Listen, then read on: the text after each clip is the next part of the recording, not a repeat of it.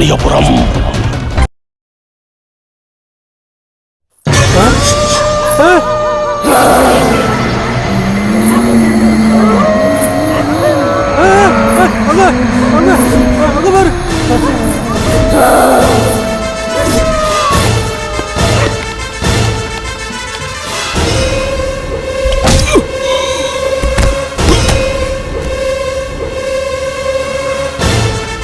யாரு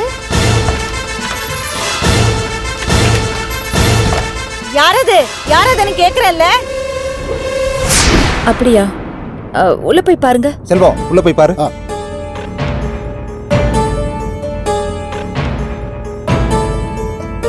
ஐயா, யாருமே இல்லையா? என்ன மாமி, என்ன படுக்க போகும்போது கதவை திறந்து வச்சுட்டு பார்த்தீங்களா? வெளியில போன ஹேமா திரும்பி வருவாளேன்னு கதவை திறந்து வச்சிருந்தேன். நான் வெளியில போயிருந்தா உள்ள எப்படி மாமி தூங்கிட்டு இருப்பேன்? நான் இன்னைக்கு டயர்டா இருந்ததுனால கொஞ்சம் சீக்கிரமாவே தூங்கிட்டேன். என்ன மாமி இதெல்லாம்? படுக்க போகும்போது கதவெல்லாம் சாத்திட்டு படுக்க மாட்டீங்களா? இப்படியா பொறுப்பு இல்லாமல் நடந்துக்கிறது? போங்க, போய் எல்லாம் படுங்க. செல்வம், போகும்போது கதவெல்லாம் சாத்திட்டு போ. சரிங்க. என் மாமியால என்னோட தூக்கமே போச்சு.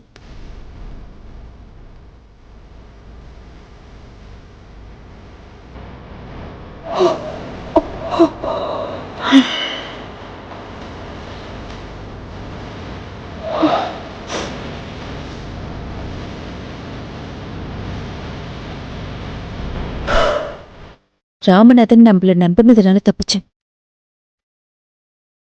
இந்த மாமி ஏதாவது பண்ணி வீட்டை விட்டு துரத்துனதா நாம நினைச்சதை சாதிக்க முடியும்.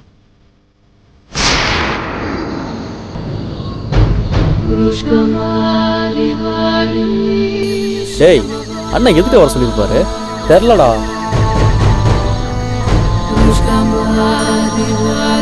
அண்ணா, இந்நேரத்து தனியா என்ன பேச போறீங்க? வீட்டுக்குள்ள பேச முடியாத விஷயத்த வெளியில அது ஒரு ரகசியமா தான் பேச முடியும். என்ன விஷயம் சொல்லுங்கண்ணே. டேய், எனக்கு விசுவாசமா இருப்பீங்கல்ல? ஏன்னா உங்களுக்கு இந்த சந்தேகம் அடிக்கடி வருது? நான் நினைச்சதை அடையிறதுக்கு தடைங்கள்லாம் வரும்போது இந்த சந்தேகம் எனக்கு வரதான் செய்யும். இப்போ என்னென்ன தடை வந்துருச்சு? காணாம போன ராகவ் திரும்ப வந்துட்டான்.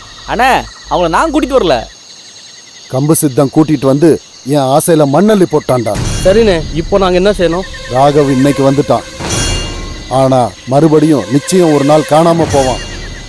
அப்போ நான் சொன்னேங்கிறதுக்காக அவனை தேடி பிடிச்சி இங்க கூட்டிட்டு வந்துடாதீங்க. அவனை பார்த்தா நாங்க என்ன செய்யணும்?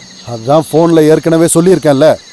அவனை பார்த்த உடனே அதர் ஸ்டேட் லாரியில ஏத்தி விடுங்கன்னு சொல்லியிருக்கேன்ல. சரிண்ணே. அப்படி செஞ்சிட்டீங்கன்னா உங்க 2 பேருக்கும் சிறப்பான சன்மானம் உண்டு. இப்போ போங்க. சரிண்ணே, வரண்ணே.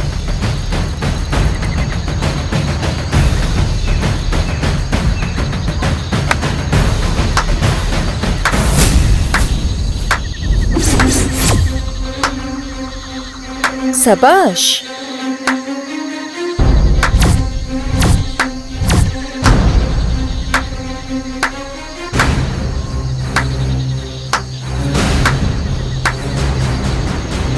என்ன படி அழுக்கிற முதலாளிக்கே துரோகம் பண்ண பாக்குறியா?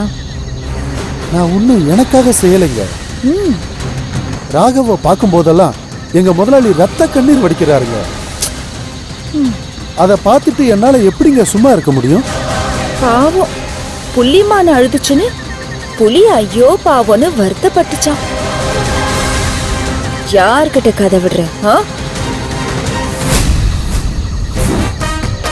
சரி, டீல் பேசலாமா? சொல்லுங்க. ராகவ் குணமாயிட்டா 2 பேருக்குமே பெரிய கஷ்டம் நஷ்டம். அதுக்கு தாங்க அவனை கண்காணாத இடத்துக்கு தள்ளிவிட முயற்சி பண்றேன். அப்படியே தள்ளிவிட்டாலும் ராகவ் குணமாயிடுவான். எப்படி சொல்றீங்க? ராகவ் குணமாகணும்னு கார்த்திகா நடுப்பழனி முருகனுக்கு பால் கூட எடுத்துட்டு போறா.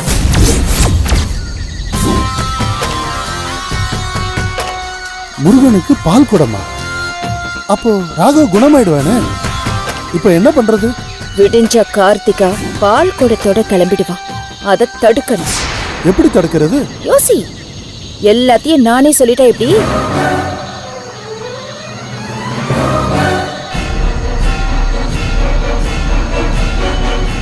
ராகவ் குணமாகவே முடியாதுன்னு ராமநாதன் முடிவு பண்ணிட்டா அந்த ஆளால இங்க இருக்கவே முடியாது.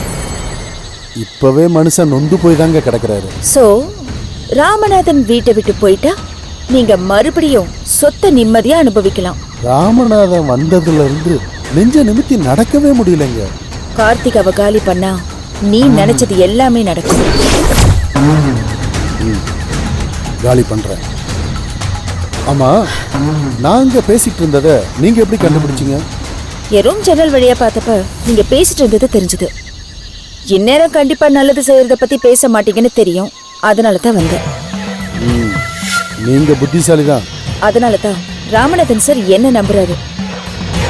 நாளைக்கு விடியற நாள் கார்த்திகாவுக்கு கெட்ட நாளா இருக்கணும்.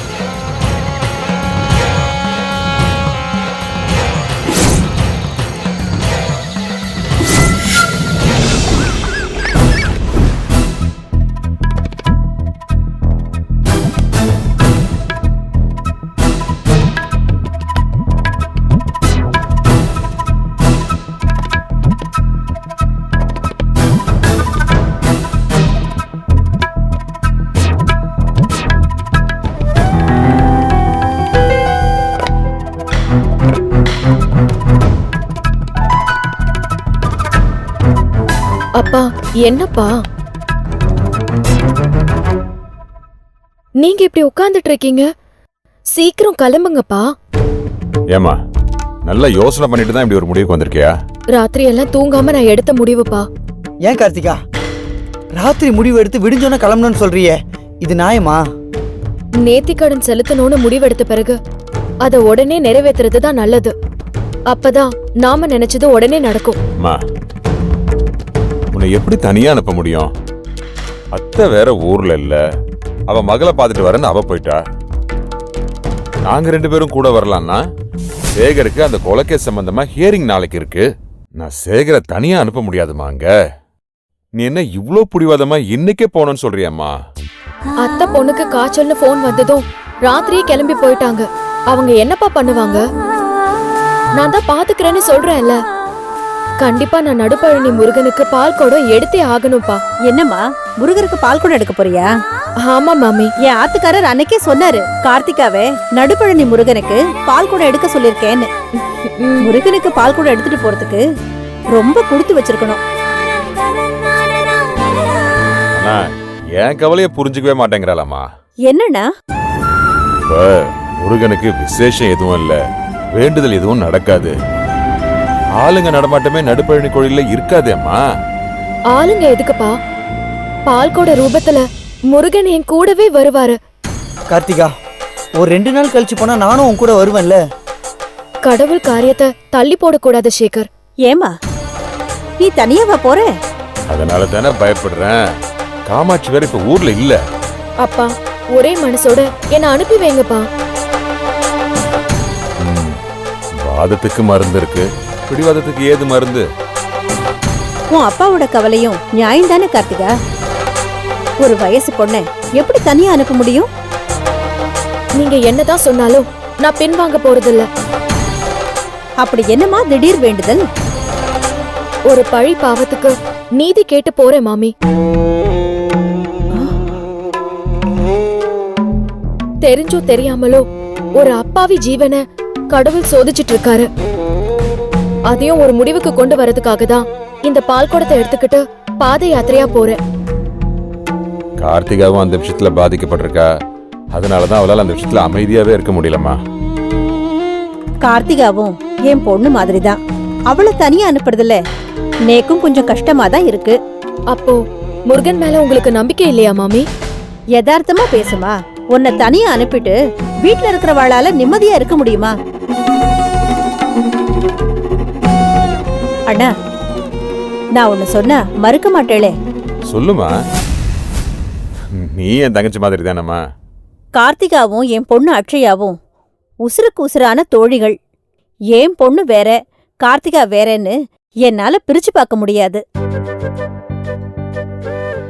கார்த்திகா கூடவே நானும் போயிட்டு வரேனே.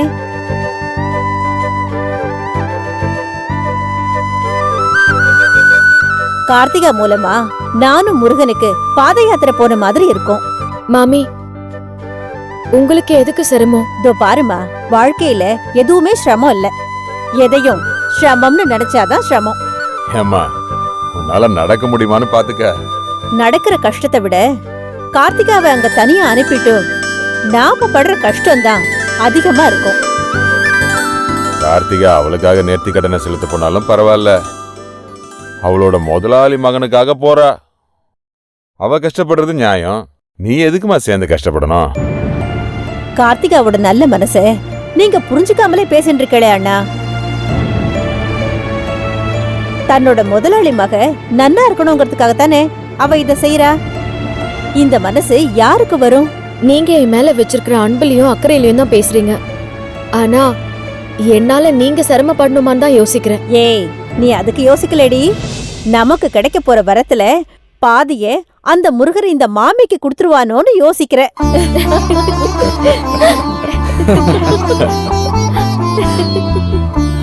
இருங்கோ, நான் போய் என் பொண்ணுண்ட ஒரு வார்த்தை சொல்லிட்டு வந்துடுறேன். நீங்க மத்த வேலையெல்லாம் பாருங்க. ரொம்ப சந்தோஷமா. அப்படியே குருக்கள் கிட்டயும் சொல்லிடுங்க, இப்பதான் எனக்கு நிம்மதியா இருக்கு. சரி சரி, நீ எல்லாத்தையும் ரெடி பண்ணுமா, நான் வந்துடுறேன். சரிங்க மாமி. சரி. வரேன்ப்பா. வாங்க.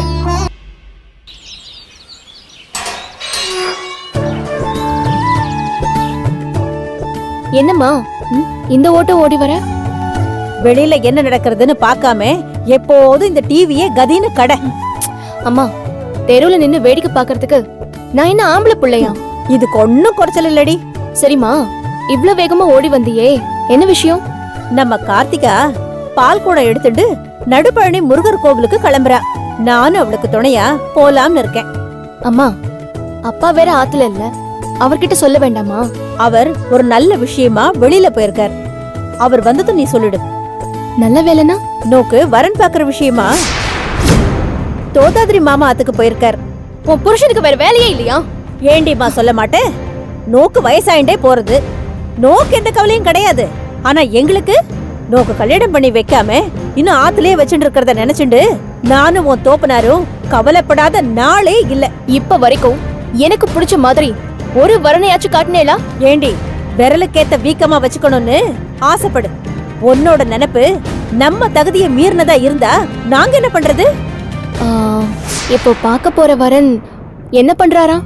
தனியார் கம்பெனில மாசம் 20,000 சம்பளம் வாங்குறாராம். 20,000-மா?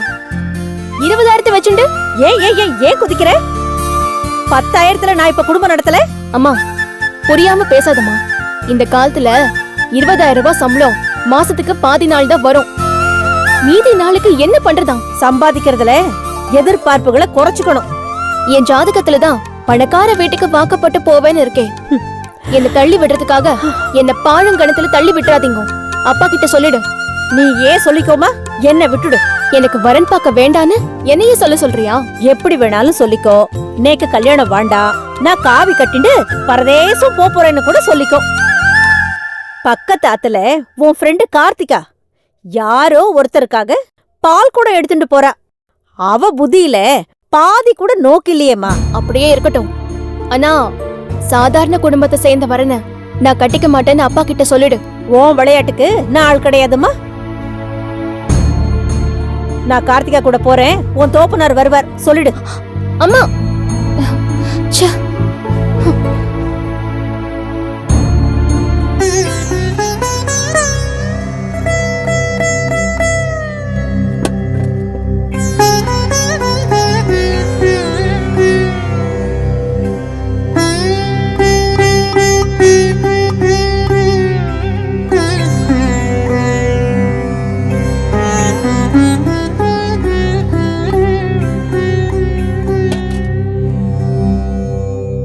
அப்பா இருங்கப்பா, மாமி வந்துடட்டும்.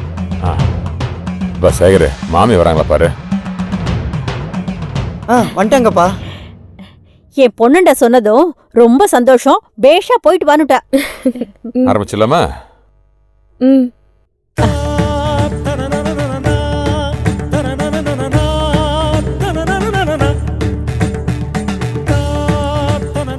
முருகா, என் பொண்ணோட வேண்டுதல் நிறைவேற நீ துணையா இருக்கணும்பா.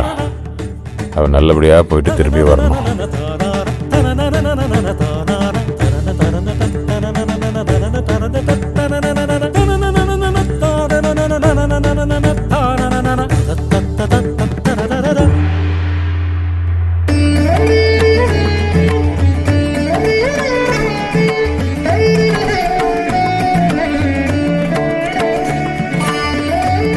கூப்பிட்டுக்குமா, இந்தாங்க எல்லாருக்கும் காட்டுங்க.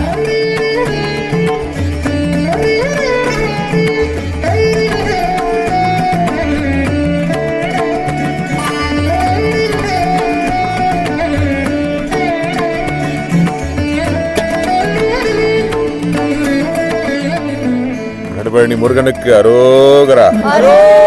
முருகா, நீதான்ப்பா என் பொண்ணுக்கு துணையா இருக்கணும். நடுபழனி முருகனுக்கு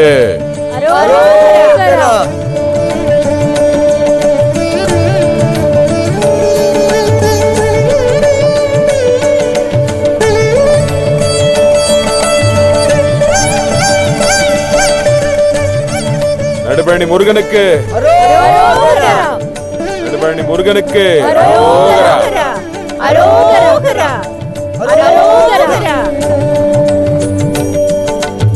என்னம்மா, பார்த்து பத்திரமா போயிட்டு வாங்க.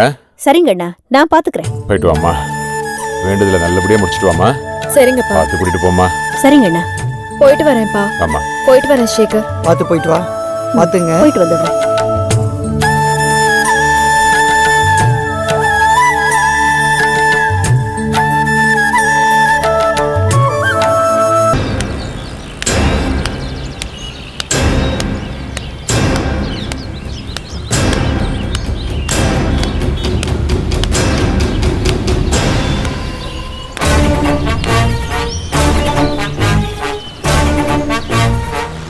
ஏமா ஏதோ வீடியோ அனுப்பிச்சிருக்க?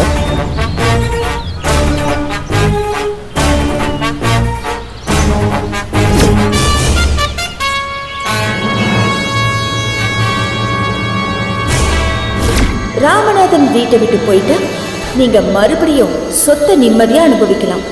ராமநாதன் வந்ததுல இருந்து நெஞ்ச நிமித்தி நடக்கவே முடியலங்க. கார்த்திக் அவகாலி பண்ணா நீ நினைச்சது எல்லாமே நடக்கும். நான் நினைச்சதெல்லாம் நடக்கிறதுக்கு எல்லா ஏற்பாடும் பண்ணிட்டேன்.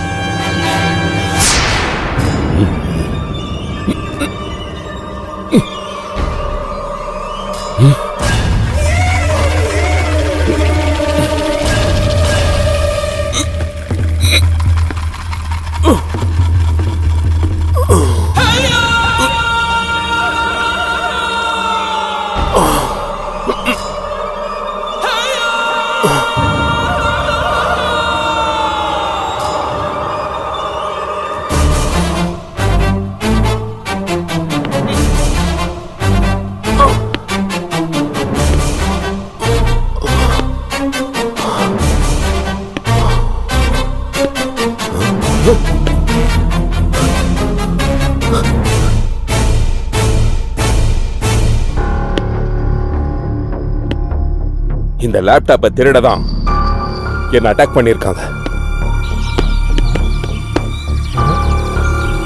என்னையா டோர் எல்லாம் திறந்து இருக்கு? தெரியலையே. சரி உள்ள வா, வா போய் பார்க்கலாம்.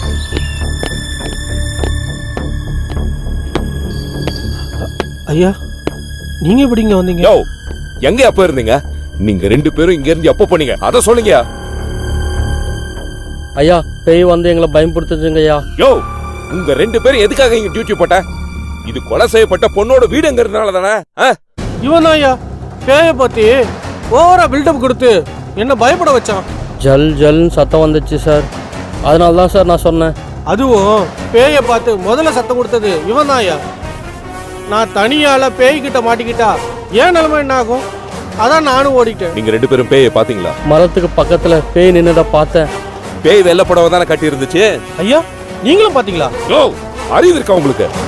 யாரோ உங்களை பயமுறுத்துறதுக்காக வெள்ளை புடவை கட்டிட்டு வந்திருக்காங்க, அது கூட தெரியாம. உள்ள இருக்கிற எந்த பொருளும் காணாம போயிடக்கூடாதுன்னு தானே உங்க ரெண்டு பேரும் இங்க செக்யூரிட்டி டியூட்டி போட்டேன். இப்ப இங்க இருந்த லேப்டாப்பை காணோம். சந்தியா நிஜேந்தனுடைய கொலைகேஸ்ல இந்த லேப்டாப் ஒரு முக்கியமான எவிடன்ஸ். அந்த லேப்டாப்பை நாளைக்கு செக் பண்ண வரதா சைபர் கிரைம்ல இருந்து மெசேஜ் வந்திருக்கு. அதுக்குள்ள திருடு போக வச்சிட்டீங்க. ஐயா மன்னிச்சிடுங்க ஐயா. நீங்க 2 பேரும் மன்னிக்கிற மாதிரி காரியத்தையா பண்ணிருக்கீங்க. போலீஸ் டிபார்ட்மெண்ட்ல அலட்சியமா இருந்தா என்ன பனிஷ்மெண்ட்னு உங்க 2 பேருக்கும் தெரியல. சஸ்பெண்ட் ஆர்டர் வரும். 2 பிசி இப்போ எங்க டியூட்டிக்கு வருவாங்க. வந்த உடனே நீங்க 2 பேரும் ஸ்டேஷன் வாங்க. ஐயா மன்னிச்சிடுங்க ஐயா. பேசாத. எஸ்பி ஆபீஸ்ல என்ன நடந்துச்சுன்னு சொல்லி ரிப்போர்ட் கொடுக்கணும். அங்க இருந்த ஆர்டர் வந்து உங்க வேலைக்கு ஏதாவதுன்னா அதுக்கு நான் பொறுப்பு கிடையாது.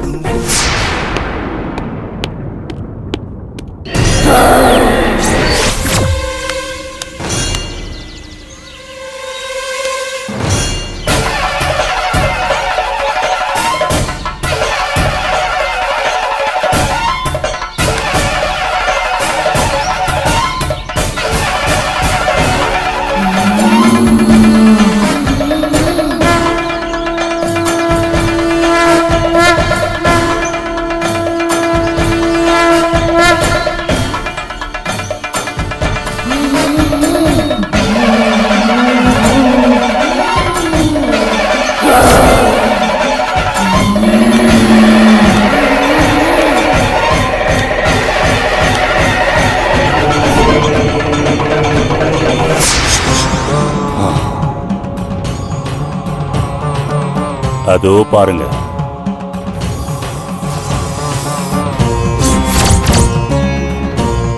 நான் தான் வர மாட்டேன்னு சொல்றேன்ல. ஒரு தடவை சொன்னா உனக்கு புரியாது.